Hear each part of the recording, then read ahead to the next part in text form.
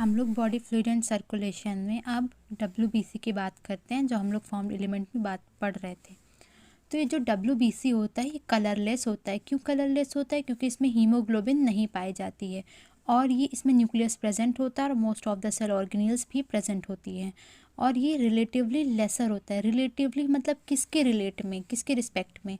मतलब RBC के respect में। RBC इतना ज़्यादा था, 5 से लेके 5.5 मिलियन पर mm³ ऑफ ब्लड था और यहाँ पे 6000 से 8000 पर mm³ ऑफ ब्लड होगा। और ये मैंने प्रीवियस वीडियो में गलत कर दिया था, 1 microlitre is equals to 1 mm minus of cube. यहाँ पे मैंने 1/mm माइनस क्यूब लिख दिया था, तो वो गलत हो जाएगा। प्लस अपॉन में करेंगे तो ये इसकी वैल्यू प्लस में हो जाएगी, यानी 1/mm³ हो जाएगा। ठीक है।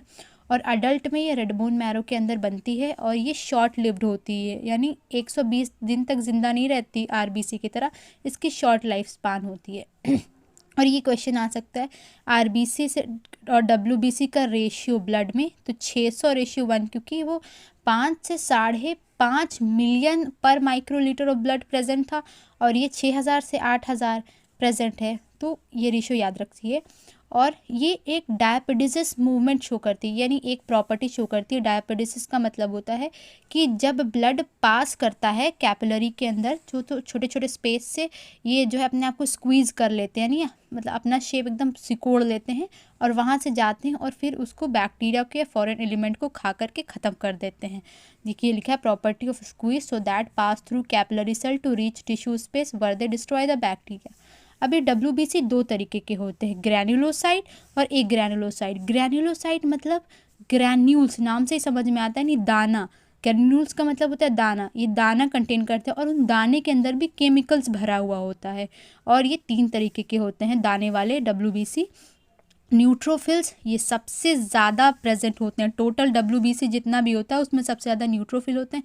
ऐसे याद रखिए, न्यूट्रल इंसान दुनिया में सबसे ज़्यादा होते हैं, तो न्यूट्रल वाले WBC भी सबसे ज़्यादा होंगे, 60 से 65%। ये सब याद करना है क्योंकि NCERT में डायरेक्ट दे रखा है और बहुत इंपॉर्टेंट है, बहुत क्वेश्चन आता है इसके अबंडेंस से। तो ये 60 से 65 होगा। यूसिनोफिल 2 से 3% होगा और बेसोफिल जितना भी WBC प्रेजेंट उसमें सबसे कम बेसोफिल होगा, 0.5 से लेकर के 1%। और जो है ए ग्रैनुलोसाइट मतलब जिसमें नहीं है ग्रैन्यूल्स, मोनोसाइट 6 से 8% होगा और लिम्फोसाइट 20 से 25% होगा। ये याद करना है अपेंडेंस के बेस पे, सबसे ज़्यादा न्यूट्रोफिल्स, देन लिम्फोसाइट 20 से 25%, देन मोनोसाइट हो जाएगा 6 से 8%, देन यूसिनोफिल 2 से 3%, देन बेसोफिल 0.5 से लेके 1%। अब बात करते हैं न्यूट्रोफिल्स